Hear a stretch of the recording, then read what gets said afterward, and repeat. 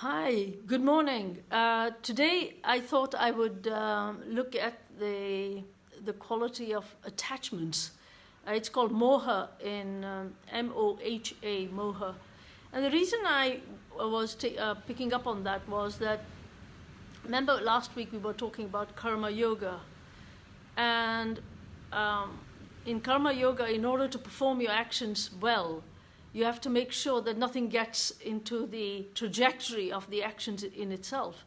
And one of the things that can get into that trajectory is actually your attachments, because it stops you from either acting in a way you should be, or humanely, or it makes you act in a way that is restrictive to your beliefs and your thoughts, but actually because you're so attached you can't see it.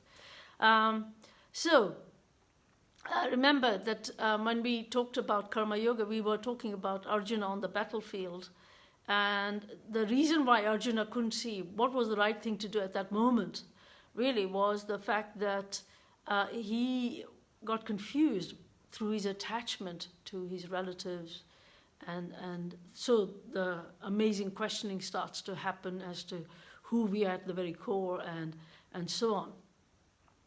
Now, we all have attachments, and we all experience, and in fact, some of us are even prisoners of our attachment, and we can be attached to our rooms, our houses, our things, our way of life, and these can stop us from really being human. Attachment to wealth, for example, can lead to pride, that I am wealthy, and therefore you mistreat people, or it can lead to even anger if somebody takes your wealth away from you by force, or it can even, if you haven't got enough wealth, you become jealous of somebody who's got more, and all that sort of thing. Can you imagine what a mess it can create?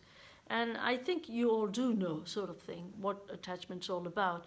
But the reason I wanted to share about that was that, again, in the Gita, in chapter 2, verse 62 and 63, gives an understanding of how attachment actually arises. What is the cause behind attachment? And what are the implications when you are of attachment if they're not fulfilled? Some parts we have already sort of started to look at already. So if a man or a woman keeps on thinking about the sense objects, this is what the Gita says, attachment is born. Attachment breeds desire, and from desire, anger is born. Anger confuses the mind, which in turn disturbs memory, and when memory fails, discrimination is lost, and then you are lost, and your life is an utter waste. That is what the Gita says. And I have thought, first of all, when I read that many years ago, I thought, wow, blimey heck, how did this... it would take lifetimes to come to that sort of clarity that if you keep on thinking about things, then attachment arises. I suppose maybe not so many lifetimes in that sense. But to realize that attachment then breeds desire, and then from desire, anger is born. Why would Krishna say this to Arjuna on that battlefield? Because he's saying to him, hey, do you realize that when you are attached, and that... through that attachment, you have an expectation, and if that is not fulfilled, you can get easily angry. And then what does anger do? We have all actually experienced anger. It's not like something is new to us. But anger confuses the mind. It does, because when you get consumed by anger, you're not in charge. You're not in control. Neither can you think straight, or neither can you think in a balanced way. We have all experienced that. So anger confuses the mind, sort of makes sense, doesn't it? And then, which then disturbs memory, because it is so all-consuming that it actually overtakes you. So you're not in the right place where that is concerned, and discrimination is lost. That discerning mind is really important. That being able to discern what is permanent, what is impermanent. Being able to tell the difference with what is right and what is wrong. And remember, what is right is always what you would like done to yourself. And that is what dharma is. Dharma is do unto others as you like done to yourself. Just a reminder. And so right and wrong is important. Good and bad is not so important. It's actually right and wrong. So what is appropriate? What is the right thing to do in any one situation? And, every time I've looked at this verse, I keep on thinking, yeah, that's true. When children are playing and they get attached to the toys that have been given. This is my doll, and if somebody else takes the doll away, and then they have a tantrum, and that tantrum is actually anger, and they start crying, and they can't understand things, and you have to calm them down before you can explain to them why they need to share what they need to share or whatever.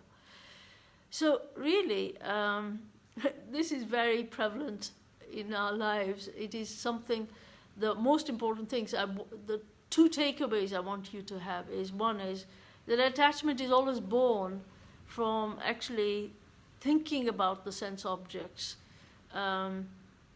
And from that, desire is born. Desire to go this way or that way. So be careful about what you're attached to.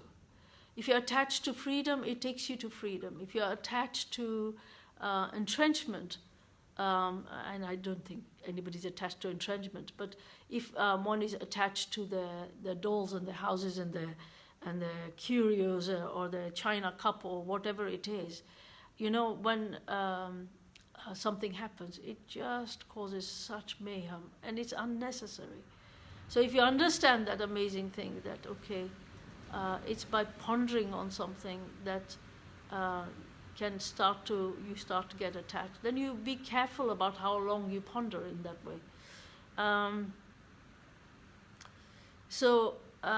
And having the other takeaway is anger.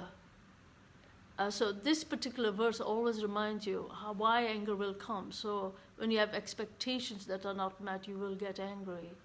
When you feel you are being pushed upon, you will get angry. But it is all about status quo and what you perceive in a certain way. But the problem about anger is that even you can, a relationship that you have kept going for many years can be destroyed in a minute. And actually, people don't forget what hurt they feel. So it is wise to try and say, hang on a minute, it's not wise to be angry. But I do need to, it doesn't mean that at times you cannot be. Because that'd be silly as well. If you're trying to make a point with people. So it's all about balance. And Gita definitely tells you, live your life in balance. That's the key.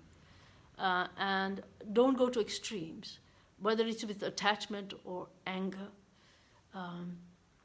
or with the fact that,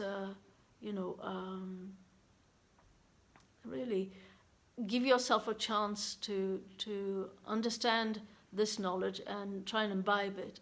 And the Gita is a fantastic, honestly,